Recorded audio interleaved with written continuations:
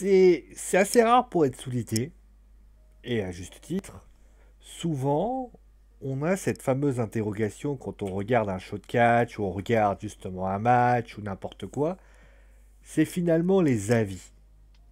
Souvent, les avis sont très, comment dire, sont très particuliers. Souvent, on est dans cette fameuse interrogation qui fait que malheureusement, on se pose beaucoup de questions. On se dit, est-ce que c'est ça qu'aurait dû faire la fédération? Est-ce que c'est ça que l'entraîneur aurait dû faire? Et c'est typiquement ce qui se passe dans ce show. Dans ce show qui n'est pas un mauvais show, et bah au final on se dit, était-ce la bonne solution? Était-ce les bonnes décisions? Salut tout le monde, j'espère que vous allez bien, c'est votre Sunny qui est là pour vous proposer bien évidemment le Wrestling Show sur, et vous dormez sur le WWE NXT qui a donc eu lieu hier soir au Full Sail University en Floride, hein, puisque bien évidemment la WWE reste maintenant dans un même état puisqu'ils ne peuvent pas aller ailleurs. Et donc qu'est-ce qu'on peut, justement la petite introduction que je viens de vous expliquer, est symptomatique finalement de mes interrogations par rapport à ça. Je vais essayer de vous les développer et je vais essayer de vous expliquer pourquoi je pars dans ces constats-là. Alors bien évidemment, vous n'êtes pas obligé de me croire, hein, vous n'êtes pas obligé de me suivre hein, si vous n'êtes pas d'accord avec moi. Tout ce que vous avez à faire, c'est bien sûr de me le dire en commentaire en dessous et de me dire tout simplement pourquoi vous n'êtes pas d'accord. On est dans un débat, tant que le débat est très courtois, moi je pars du principe qu'il n'y a pas de problème. Donc le premier match a débuté avec donc El Hero de Fantasma qui a donc affronté Isaiah Scott. Et donc c'est la victoire d'Isaiah Scott. Alors je trouve que c'est peut-être une première défaite pour El Hero del Fantasma. Mais moi il y a un truc par contre qui me laisse pantois, c'est que ça fait quand même 2 fois que El Hero de Fantasma essaye de se faire capturer. Il est évident à nombre de temps qu'il y a quelque chose à voir avec ce clan. Je ne sais pas, ces gens, ces kidnappeurs, d'ailleurs ces kidnappeurs qui arrivent quand même à rentrer au Full Sail University. Tu vois la sécurité qui est complètement bidonnée, mais bon ça à la limite pourquoi pas. Mais voilà, en tout cas, je me dis que voilà, c'est pour garder une troisième journée, un suspense qui sera proposé par rapport à ça. Le match est plutôt agréable, j'ai plutôt apprécié le début de match. J'ai trouvé notamment ce round d'observation extrêmement intéressant. Après, pour le reste, bah, il faut pas se mentir, c'était voilà. Après, c'était pas mauvais, mais c'est pas excellent non plus. Il y avait des belles choses, il y avait des belles prises, il y avait des jolies prises aériennes qui étaient plutôt bien amenées. Scott a fait un bon match. Mais El Hero del Fantasma, je le trouve encore trop dans la retenue. Je pense qu'il devrait plus lâcher les chevaux. Mais voilà, bon, sinon sur le principe, c'était un match agréable. Mais je pense que si Scott fait pas le boulot, clairement on s'en sort pas. Voilà. On a eu ensuite le match, donc le premier match nouvelle gimmick entre Candice LeRae et Casey Catanzaro. Bon, après, la victoire de Candice LeRae n'est pas réellement une surprise, puisque vous tout en mis, là, Candice LeRae a changé de gimmick, a changé de personnalité. Et c'est finalement, vous voyez, c'est ce que je vous disais, c'est les fameuses grandes discussions, ces avis, c'est... Et finalement, eh bien, c'est typiquement le premier avis que je vais donner. C'est que le côté, voilà, elle a un style de catch qui est différent, d'ailleurs qui est plus marqué que lorsque il y avait le style qu'elle avait quand elle était la Candice LeRae très gentille qu'il y avait. D'ailleurs, pour information, ça va être Johnny Gargano. D'ailleurs, c'est targué, voilà, d'être un petit peu son premier fan, ce qui n'est pas non plus un problème en soi. Par contre, je vous le donne en mille, moi, je trouve cette gimmick extrêmement intrigante. Poison, qu'est-ce qu'on peut signifier là-dessus? Est-ce que ça veut dire que c'est une sorte de si on peut traduire ça, une sorte de Widowmaker qui va piquer là où ça fait mal? Là, clairement, je suis vraiment dans une interrogation assez forte. Je ne sais pas pourquoi cette gimmick, pourquoi tout ceci. Par contre, il y a un truc qu'il va falloir faire, c'est faire attention à ce qu'elle ne ressemble pas à celle oh putain, Dakota Kai. Voilà, Dakota Kai, c'était Dakota Kai. Candice LeRae doit faire très attention à ça. Parce que sinon, ça risquerait littéralement de se retrouver avec un copier-coller. Dans la semaine prochaine, Johnny Gargano va affronter Dominic Dijakovic. Je ne sais pas comment ça va se passer, mais il est évident que les deux vont se soutenir mutuellement. Et c'est bien aussi que ce soit Candice LeRae qui a commencé, alors qu'on aurait pu imaginer qu'elle reste un petit peu dans son coin. C'est exactement ce qu'elle a fait le contraire, c'est qu'elle a préféré, voilà, elle était en action en premier lieu. Et ça, on va pas s'en plaindre. Mais voilà, c'est une gimmick assez interrogative. Voilà, on ne sait pas trop encore ce qui va se passer. Il va, avec le message de ce qui s'est passé la semaine dernière, tout ça commence à se mettre en place. Il faudra du temps, il faut attendre tranquillement pour voir justement comment le couple va avoir lieu.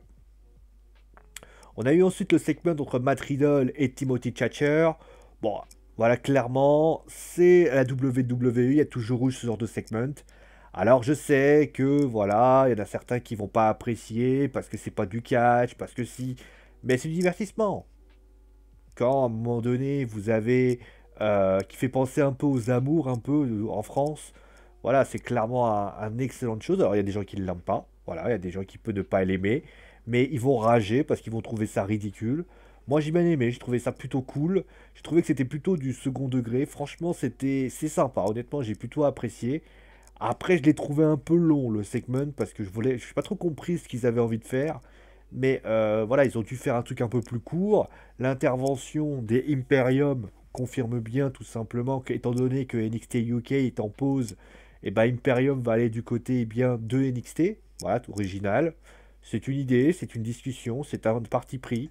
Est-ce que Walter va apparaître également? Ça, je ne sais pas. En tout cas, ce qui est certain, c'est que du côté de la WWE, voilà, ils ont envie de faire un Timothy Thatcher notamment qui est complètement. Voilà, ils veulent reprendre la gimmick de Pete Dunne à remettre à Timothy Thatcher avec Pat Riddle.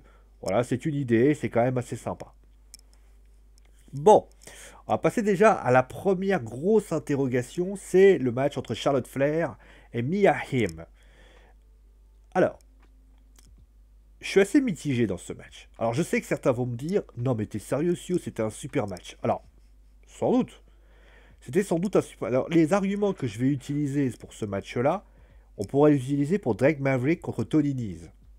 Mais je vais essayer de développer un peu plus par rapport à Charlotte Flair en étant en étant le plus clair par rapport à ce match. Et je développerai plus avec Drake Maverick et Tony Nese. Alors, je vais m'expliquer. Le match est de bonne qualité. Il manque le public, mais ça à la limite c'est trop compliqué. Mais il y a quelque chose qui me gêne dans ce match. On est tous conscients. Parce qu'il y en a certains qui vont me dire ouais, si Charlotte Flair a gagné, c'est obligé. Ok. C'est pas ça que je veux. Je veux dire, c'est pas ça que je dis. Ce que je veux dire par là, c'est qu'à un moment donné, moi, ce qui me gêne dans ce match, c'est que à aucun moment, Mia Hamm, on sent qu'elle va gagner. À aucun moment, t'as le frisson qui te dit, putain, elle va gagner. À aucun moment, tu te dis, putain, ce match va voir la victoire de la Coréenne. C'est toujours, ouais, elle gagnera pas. Ouais, mais elle gagnera pas. Alors oui, il y a des petits moments, mais il n'y a pas un moment de frisson.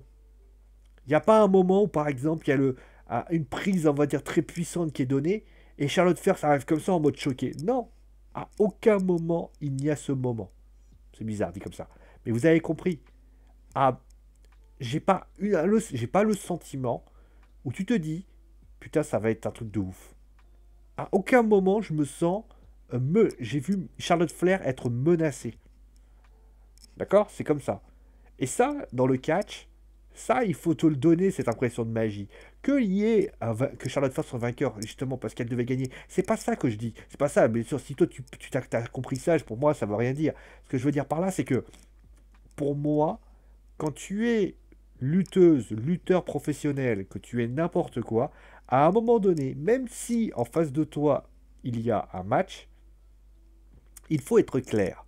Dans dans ce genre de match, il y a deux solutions. Soit tu fais un squash, soit tu fais un match où la personne qui est en face de la personne qui va gagner, ça fait beaucoup de personnes dit comme ça, il y a une possibilité de victoire. Si tu n'offres pas cette possibilité de victoire, au bout d'un moment, bah si tu gagnes pas, bah tu sais que la personne va perdre. À aucun moment, j'ai le sentiment que Mia Hamm peut gagner. À aucun moment, j'ai le sentiment qu'il peut y avoir une possibilité, une ouverture, une fenêtre de tir pour une victoire. Je suis toujours en train de me dire, ouais, Mia Haim va perdre. Mia Haim va perdre. Alors je sais que certains, les anti-flair vont dire, ouais, moi j'aurais voulu qu'elle perde. Moi, de toute façon, elle voulait. J'étais devant ma télé, j'étais à fond. À chaque fois qu'elle faisait une prise. Non. Les personnes qui sont anti-flair juste pour être anti-flair parce qu'elles n'aiment pas la gueule, c'est pas ça que je veux dire. C'est changer de métier, changer de sport. Vous ne comprenez pas ce que je dis. Bien évidemment que Charlotte Flair doit gagner, c'est logique. Quand vous prenez votre cerveau et que vous l'utilisez un petit peu 3 secondes, vous faites les choses, vous n'êtes pas à pas, bah, vous vous rendez compte que oui, Charlotte Flair doit gagner ce match parce que sinon, bah, tout simplement, bah, Yoshirai, ça ne fonctionne pas. Comment tu veux justifier une défaite de Yoshirai, une victoire de Yoshirai, à un moment donné, si Miyarim rive les épaules au sol de la championne? Ça ne fonctionne pas. Ça n'est pas logique. Il fallait donc que Charlotte Flair gagne. Mais tu dois nous donner la sensation de se dire que cette victoire de Miyarim est possible. C'est ce qui fait les plus beaux matchs de catch. Hein. Les plus beaux matchs de catch, ce ne sont pas les matchs où, quand il y a un espèce d'écart tellement grand, on a le sentiment que la personne qui est non favori peut gagner. Voilà, ça c'est la réalité. Après, alors je vais dire une chose qui va peut-être choquer plus d'un. Donc Yoshirai est venu. Alors je sais que ce que je vais dire va choquer pas mal de personnes, je préfère le préciser. Mon objectif n'est pas de faire du buzz, alors à un moment donné, vous gardez vos petites simagrées, vos petits regards à là où vous avez, j'en ai rien à foutre. Ça, clairement, moi, c'est mon petit tour de choses, vous les gardez là pour vous, voyez. Je suis désolé pour les fans de Yoshirai. Je suis désolé pour ceux qui apprécient la lutteuse. Et je suis l'un des personnes qui apprécie la lutteuse, même si je me souviendrai toujours de ce moment où je me suis pris la tête avec une personne qui disait que c'était la meilleure lutteuse au monde. Yoshirai ne réussira pas une grande carrière à la WWE. Je suis désolé, je sais que ce que je dis là, c'est gênant. C'est gênant, pardon, c'est gênant. C'est gênant. C'est décevant. Peut-être que vous vous dites, mais il est sérieux ce connard, il y connaît quoi au catch? Bah, j'y connais déjà plus que toi. Et c'est pas de l'arrogance, c'est de la réalité. J'en ai vu des lutteuses. J'en ai vu des lutteurs qui avaient un potentiel de taré. Il y en a encore aujourd'hui. Mais la réalité, c'est qu'est-ce que le problème de Yoshirai? Yoshirai va avoir le même problème pour El Hiro del Fantasma. Il y aura le même problème pour Kairi Sane quand elle sera toute seule. C'est le même problème pour Shinsuke Nakamura. Même si, Asuka s'en sort un peu mieux là. C'est le même problème pour finalement tous les lutteurs étrangers qui ne parlent pas anglais. Yoshirai doit parler anglais. C'est le premier truc qui est logique. Alors tu vas me dire, oui, ça y est, monsieur slash ou patriote américain. Non! Je suis désolé. La gimmick d'Azuka va pas pouvoir être interchangeable tout le temps. Qu'est-ce qu'on fait après? Yoshirai, elle arrive à Raw ou à SmackDown, elle va faire du Azuka.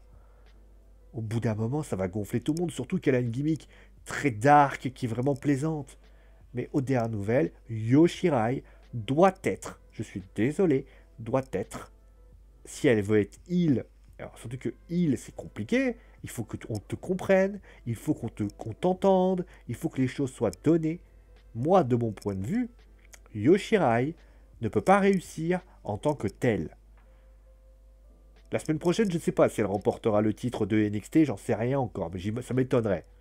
Je pense pas que Charlotte va perdre la ceinture 3 semaines après l'avoir récupérée. Ça serait gênant.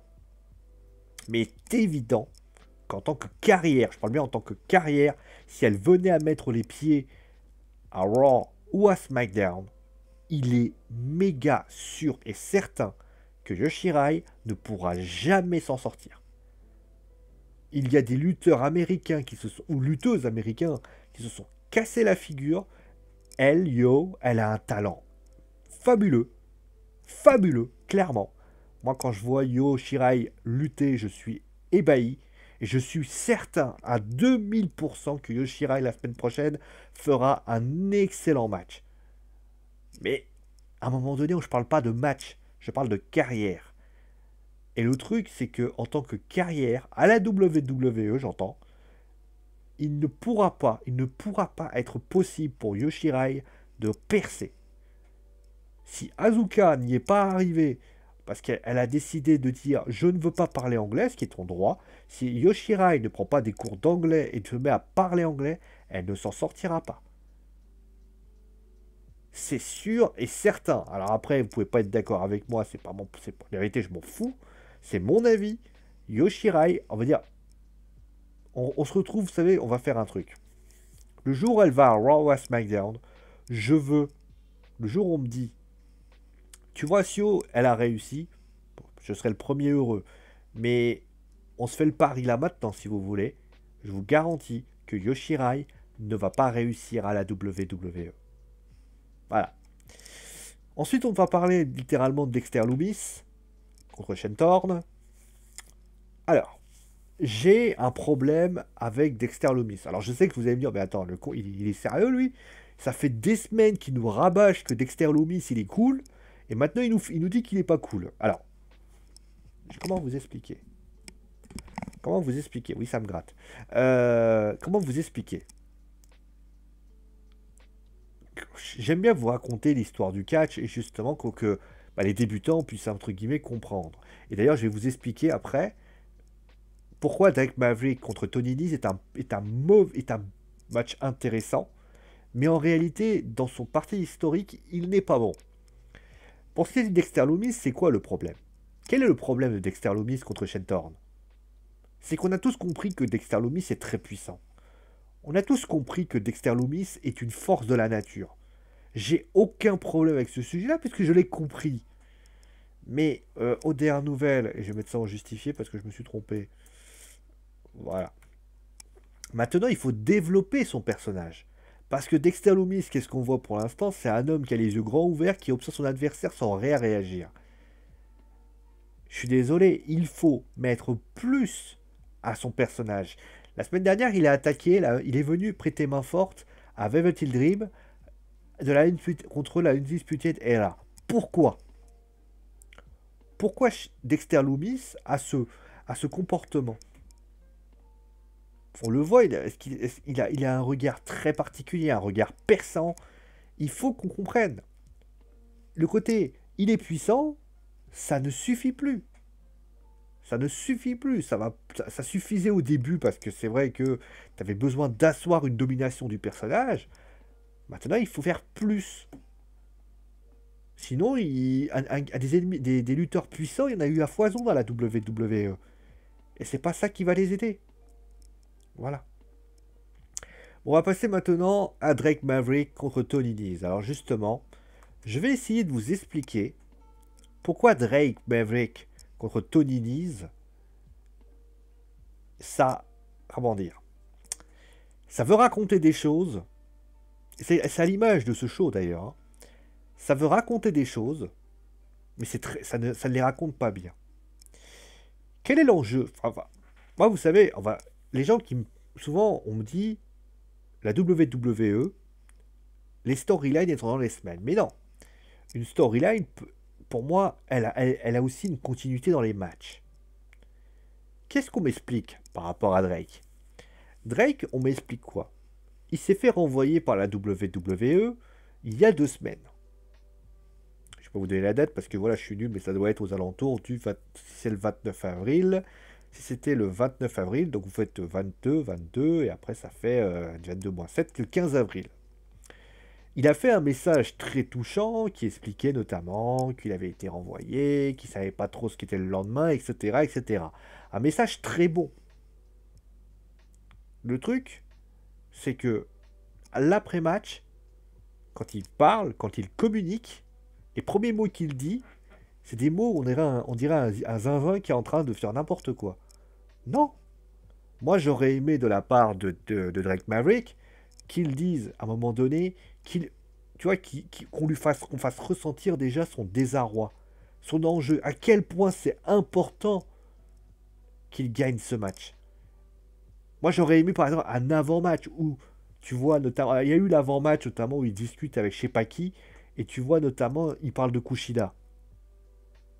Moi, je vais voir comment ça va se passer la semaine prochaine. Là, clairement, on a un match réellement drama. On a un face versus face. Est-ce que Kushida va se coucher, excusez-moi de dire ça, pour permettre à Drake Maverick de gagner? Et ça, c'est plutôt une bonne chose, c'est que, pour information, euh, le match de Kushida qui va avoir lieu la semaine prochaine, j'espère que Kushida va perdre. Parce que si Kushida il gagne 2-0, pour ainsi dire, et que à ce moment-là, donc Drake Maverick doit gagner impérativement, là ça peut être intéressant. Est-ce qu'il veut pas faire 3-0 à sa domination et être tranquille, ou est-ce qu'il préfère concrètement à ce que Drake Maverick gagne? Alors après il y a aussi le côté Tony Nese. Pour ainsi dire, je crois que Drake Maverick a perdu contre euh, c'est pas Isaiah Scott, c'est... Alors attendez, j'ai pas tous les noms en tête. Contre qui il a perdu Ah, j'ai plus le nom de la personne qu'il a affronté la semaine dernière, je m'en excuse, vous me le direz sans doute. Donc ça veut dire que s'il y a duel entre les deux, avec Maverick, ça perdant. Tu vois, ça va être très intéressant à regarder tout ça. Mais en tout cas, ce qui est certain, c'est que les choses vont être étudiées en long, en large et en travers. Et donc, bien évidemment, Kushida, il peut très bien tout perdre. Si d'aventure, il peut dire, voilà, bah moi j'ai entre Drake Maverick et Kushida, bah finalement tu gagnes. Vous voyez, ça peut être des trucs comme ça. Mais c'est même pas ça le truc. C'est que déjà, il y a ça. Ensuite, il y a un autre problème. C'est que on m'explique qu'en cas de tomber, Drake, il a plus une chance. Ce qui n'est pas totalement vrai, parce que tu peux faire deux défaites. Si tout le monde a perdu deux fois, bah non, c'est pas possible. Bon voilà, oubliez ce que je viens de dire. Mais ce qui est, pour ainsi dire, important, c'est qu'on m'explique que le lutteur renvoyé ne pourra plus revenir. Ça sera terminé. Son aventure à la WWE, ça sera terminé. Mais la réalité, et c'est là que vous allez comprendre où je vais en venir, c'est que moi j'ai une question à vous poser, mes amis. J'ai envie de vous poser cette fameuse question. Est-ce qu'à un moment donné, dans ce match, vous avez eu le sentiment que Drake allait perdre? Est-ce que vous avez eu le sentiment de frissonner, de vous dire, parce que c'est une histoire de drama concrètement, vous entendez les cris, etc. Est-ce qu'à un moment donné, vous avez eu le sentiment de vous dire, Drake Maverick va perdre? Vous avez quelques secondes, hein, si vous avez envie de répondre en commentaire. Moi, la réponse, je vais vous la donner maintenant. La réponse est non. Et pourquoi? Alors ça va me dire, oui, mais parce que ils veulent tous faire un partout. Ça, à la limite, ça c'est l'équivalent de Charlotte Flair contre Mia Hamm. Même si on te donne un résultat qui va être fait, tu ne peux pas le considérer comme officiel tant qu'il n'a pas lieu. Et tu dois donc faire en sorte de ne pas perdre. Mais là, c'est différent. Si Drake Maverick perdait, plus de séjour à la WWE. Donc ça veut dire donc qu'il fallait nous faire donner la magie. Et ils l'ont fait. Drake Maverick, justement, moi j'ai eu le sentiment, en tout cas, c'est mon avis encore une fois, j'ai eu le sentiment que Drake était dans une situation relativement instable. Et dans les faits, dans le papier, mais dans les faits, je n'ai pas ressenti cette pression. Je n'ai pas ressenti la sensation de me dire, Drake va perdre. Et pourquoi, à votre avis? Pourquoi? Et bien la réponse, je vais vous la donner sur un point. Tony Nese a fait souffrir Drake Maverick. Il l'a fait souffrir, ça je n'ai aucun souci là-dessus. Mais est-ce que vous êtes en mesure de me donner le nombre de tombées qu'a reçu Drake Maverick dans ce match? Je ne parle pas des petits tombés où le mec fait un truc rapide, hein. Je parle des vraies tombées, des tombées qui fait très mal. Des tombées, voilà, qui sont réelles, avec des coups, des machins, etc. Est-ce que vous avez le chiffre? Tu sais, le petit paquet à l'ânement moelleux qui est fait comme ça. Le vrai, ça domine, etc. Et tu sens le mec galérer. Est-ce que vous avez eu ce... Est-ce que vous avez eu le chiffre? Zéro. À aucun moment, Tony Nese tente un tombé. Il n'en fait pas. Il en fait peut-être un ou deux, mais c'est vraiment trop léger pour les considérer comme tels. Il ne fait pas clairement ce qu'il a à faire. Donc moi, qui suis spectateur, qui regarde ce match, si je vois des tombées, je vois quasiment pas de tombées, mais je vois juste des coups de ci, de là. Comment je peux être inquiet? Vous prenez un exemple tout concret, les prises de soumission. Tony Nese n'en a pas fait aucune. On aurait pu imaginer une prise de soumission avec un Tony Nese qui aurait fait abandonner Drake Maverick. Non. Donc là, clairement, tu es dans un match où tu as un lutteur qui joue sa vie professionnelle, et à aucun moment tu es gêné. N'y a-t-il pas un problème? Bah, si vous dites non, il n'y a pas de problème parce que j'ai ressenti la peur pour le petit Drake, vous l'avez senti, alors, vous l'avez forcément senti, mais moi, à un moment donné, avec tout le respect que j'ai pour vous, plus le match avançait, plus je savais que Drake allait gagner. Vous allez me dire, oui, mais ouais, parce que tu as lu les spoils. Non. J'ai pas lu les spoils, c'est parce que les faits le montrent. C'est, attention, ne faisons pas trop de tomber. Si tu avais fait 10 tombées à la suite, j'aurais dit, ah, peut-être que... Non, non. T'as fait... La vérité, en plus, il y a une image très saisissante que je voulais revenir. À un moment donné, Drake Maverick fait un tombé. Il fait une prise, je sais plus laquelle, et après, il fait un tombé. Donc, Tony Nese s'en sort. Bah là, j'ai envie de vous dire, bah, là, dans ta tête, tu te dis peut-être que c'est le seul moment où tu te dis, là, il passera pas. Mais entre-temps, si Tony Nese ne fait pas de tomber déterminant, comment tu veux qu'il s'en sorte? Eh oui, ça c'est très important. Bon, ensuite, bon, on a eu le titre d'Amérique du Nord, le North American Champion. D'ailleurs, si j'écris américain comme en français, ça va pas le faire. Voilà. Donc, bah, c'était plutôt un excellent match. Moi, je trouve quand même que Keith Lee, alors, il a fait des mauvais matchs, mais je trouve qu'il a un côté aérien, il a un côté très puissant qu'il aurait donné. C'est franchement un très très bon lutteur. Damien Priest d'ailleurs était très bon aussi, il a pris de violents bumps, mais il n'a pas du tout été ridicule, il a même été plutôt intéressant. Bravo franchement à ces deux lutteurs pour pouvoir ce qui a été fait. C'était un excellent main event. Voilà, il n'y a rien à dire de plus. Bon, comment dire? Le bilan de ce show concrètement, il est comme qui dirait de ce que je raconte depuis tout à l'heure. C'est-à-dire que vous avez le sentiment, vous voyez, je ne suis pas énervé. D'habitude, je m'énerve. Quand le show est pas bon, vous avez vu ce qui s'est passé à Raw, je suis très énervé. Parce que la WWE fait de la merde, et ça, je le dis. Je sais pas ce qu'il a fait Dynamite pour l'instant, je ne l'ai pas regardé. Mais si on fait le tri de ce qui s'est passé dans ce show,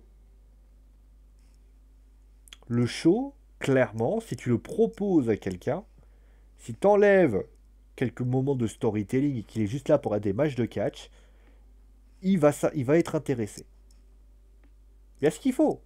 Mia Harim contre Charlotte Flair est un bon match. Keith Lee contre Damien Priest, c'est un bon match. Le segment de Matt Riddle est bien.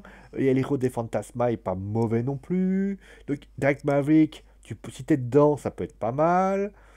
Donc, une autre personne que moi va dire oui, c'est bien. Mais le problème, c'est que je ne suis pas convaincu, encore une fois, c'est mon avis, je ne suis pas convaincu que les choix de la WWE sur ce show ont été judicieux. Je pense même que ce sont des mauvais choix. Il y avait d'autres, on va dire, interrogations qui auraient dû être faites. Ils auraient dû faire de plusieurs autres parties. Et la réalité, c'est qu'ils se sont plantés. Ils ont fait des erreurs. Ils ont fait des erreurs. Alors après, on dit toujours, quand tu fais pas d'erreur, bah, faut pas de choix, tu fais pas d'erreur. C'est vrai. Mais en tout cas, ce qui est certain, c'est que la réalité a été faite. Quand tu vois le niveau qui a été proposé, tu es convaincu, mais à 10 milliards de millions de pourcents, que la WWE n'a pas fait les bons choix. Voilà, ça n'a pas été fait les bons choix. Alors après, attention, je suis pas en train de critiquer la... Parce que je sais ce que va dire les personnes. Ah bah voilà, maintenant Pepper il va critiquer Dynamite, c'est sûr et certain. Je n'ai pas vu Dynamite, donc je vais pas commencer à critiquer un show que je n'ai pas vu. Mais ce qui est certain, c'est que de la part de la WWE, on a voulu faire des choix, et ces choix n'ont pas été payants. Voilà, c'est ce qu'on appelle le coaching gagnant. Bah là, il n'a pas été gagnant. Malheureusement, NXT est... D'ailleurs, NXT, je trouve, alors après, ça n'est que mon avis, je trouve que NXT, depuis quelques semaines, descend progressivement. Ils étaient très forts il y a à peine quelques semaines, et plus les semaines passent, plus j'ai l'impression que c'est de plus en plus compliqué. C'est pas mauvais, attention, je suis pas en train de dire que c'est mauvais, mais c'est pas fou non plus. C'est pas foufou non plus. T'es pas en mode ah ouais, putain, le show il est bon, hein. Oh putain, le show il est bon, hein. Non, c'est correct. C'est correct bon en fait. Mais là, en tout cas, ce qui est certain, c'est qu'ils prennent des angles, pour ainsi dire, mais ces angles ne sont pas des bons angles. Voilà. Invite bien évidemment à me dire en commentaire ce que tu as pensé de mon avis. Je suis conscient que certains ne seront pas d'accord avec moi, mais c'est le but. C'est le but d'un débat, c'est le but d'une discussion. Dites-moi ce que vous avez pensé de cette vidéo, dites-moi ce que vous avez pensé de mon avis.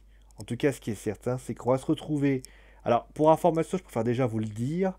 À partir du 11 mai, vous le savez, le déconfinement va avoir lieu. Ce qui signifie bien évidemment que les shows vont plus être difficiles à regarder. Donc, on va essayer de se faire un calendrier, mais vous avez bien compris que à partir du 11 mai, il y aura Money in the Bank, il y aura Raw, SmackDown et Dynamite, et donc NXT à gérer. Ça va faire beaucoup de boulot, donc forcément, ça va demander une certaine organisation que je vous expliquerai en temps et en heure. En tout cas, je vous remercie d'avoir suivi cette vidéo. Si vous avez apprécié cette vidéo, mettez un pouce bleu. Abonnez-vous et montrez cette vidéo à vos amis si vous avez kiffé, si vous aimez le catch. En tout cas, gros bisous tout le monde et à la prochaine.